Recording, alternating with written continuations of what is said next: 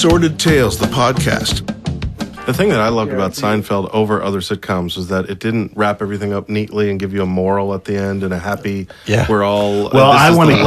I want to get into this. Watching the biography of Seinfeld, and they said the motto for the show and writing it was "No hugging, no learning." Yeah. Or as you said in your book, no poignant episodes. Yeah, which is a perfect segue into what I can't wait to talk about, which is the story in Mandela Was Late.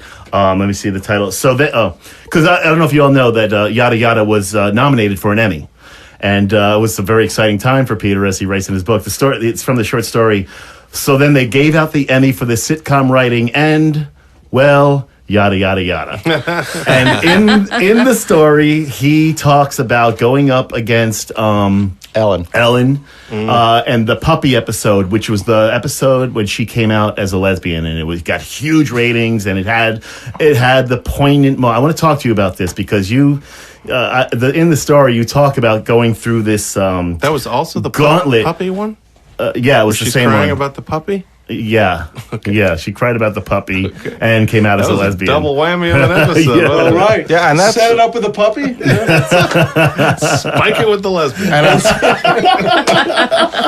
I'm pretty sure that's the first time anyone ever heard of lesbians because it was such a big rated episode. I guess that's when it finally it was like 120 mile an hour serve. That's like when they discovered it, I think. Yep. So I want you to talk to me a bit about that process of you thinking, I could win this, but you always knew you couldn't, but there was that little grain of hope in there. Talk to us about that. I want to find while you're doing that, I want to find an excerpt I want to read from that story. So continue, please. I quickly knew that I was not going to win. Really? Because what wins Emmys for comedy is not being funny, it's being poignant. If you're just going to be funny, you're never going to win a comedy Emmy. So I knew that, that puppy episode had some kind of cultural, it was like payload. It was a big thing. Crying about the puppy crap was really. Well, coming out as a lesbian, I guess it was the first time that it had ever been done on TV, and it had some kind of, And you know how America loves lesbians. Was she so upset about the puppy that she decided to come out? Like she was like, well, I can't hold anything back. Did the puppy get hurt from her being a lesbian? I never saw the episode either. I should have done a little more research. I know a lot of lesbians in San Diego love puppies, however. I didn't know that was a thing. And that this is going to be a problem for the They call episode. it puppy love. You don't think she was like, men mistreated puppies and damn it, now I'm a lesbian. Well, I think the key part of the story is that more than the you can't win a comedy Emmy until you get serious. Yeah. That's the key here. That's the funny part. Isn't it the Robin Williams thing where he's now he's a robot that makes us feel? Now he's everything with Robin. It's got to be some touching fucking thing. It can't just be silly and funny. It has to be like. It all started with that Popeye movie. Yeah. All right, we're gonna have Peter read a little bit from this story. Start with I co-wrote. I think there's a good spot for it. I co-wrote the Yada Yada with Jill Franklin, a friend who's not on staff but writes beautifully oversexed screenplays. I turned to her and said, "Get out your Emmy dress." Zipping forward to April 30th, after months of anticipation, Ellen DeGeneres came out of the closet as a lesbian during a 1-hour episode of her sitcom, Ellen. That particular show was titled The Puppy Episode. I missed it because I was reading a book. No, seriously, I was reading a book. Jill said, if we get nominated for an Emmy, the puppy episode will be our main competition. No, I insisted. The puppy episode was an hour. We're in the half-hour comedy category. You think so? Sure. An hour comedy is a completely different form of writing. July 24th, 1997. Apparently not. The hour-long puppy episode is nominated for an Emmy in the half-hour comedy category, along with 3 episodes of Larry Sanders and The Yada Yada. I am more relieved than anything. None of my scripts has ever been nominated before. Not The Sponge, with Spongeworthy. Not The Implant, double dipping. Not The Hamptons, shrinkage. Not The Smelly Car. Anyway, the rest of my resume is available upon request. Anyhow, I really want this nomination, and now I have it. And it seems so right. Yada yada is sweeping the nation. President Clinton used it in its speech. Katie Couric says it on the Today Show. Yada yada is even added to the new Webster's Dictionary. Wow. Unfortunately, I already know I'm going to lose. Even as a competitor, I can clearly see it.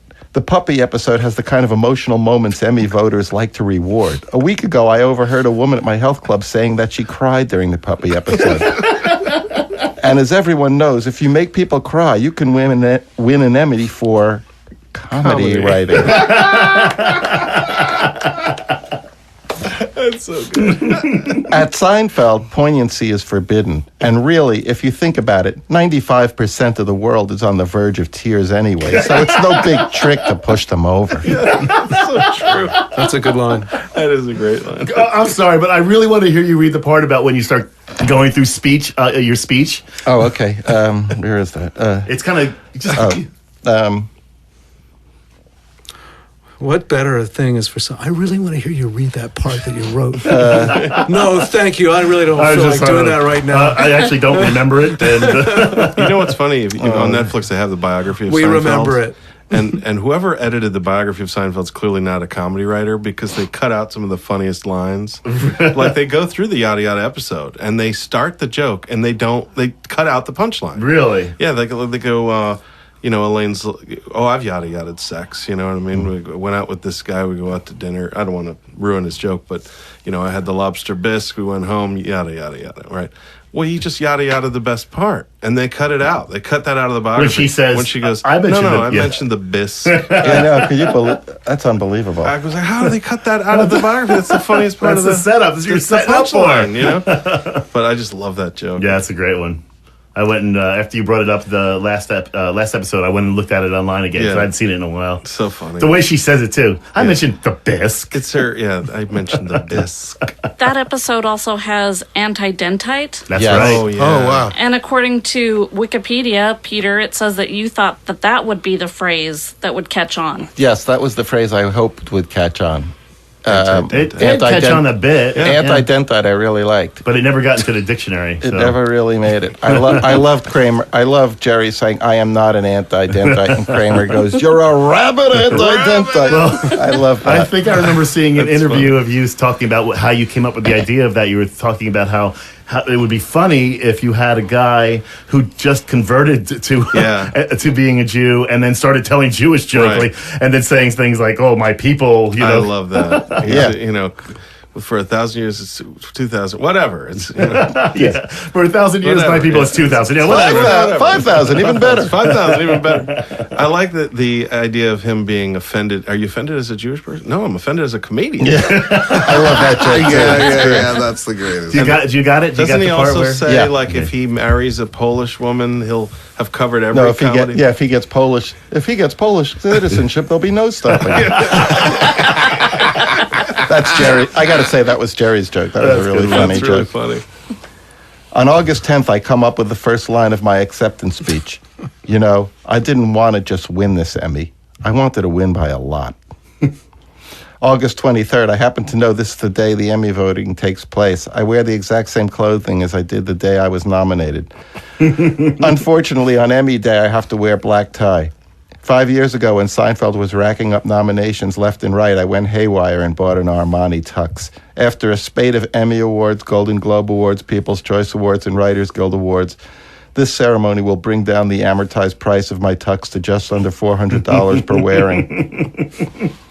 September 1st, my DreamWorks office is on the same lot in Studio City as Seinfeld. I bump into Jerry and tell him, I really want to win. It's not enough to just be nominated. Of course not, Jerry says. It's a slap in the face.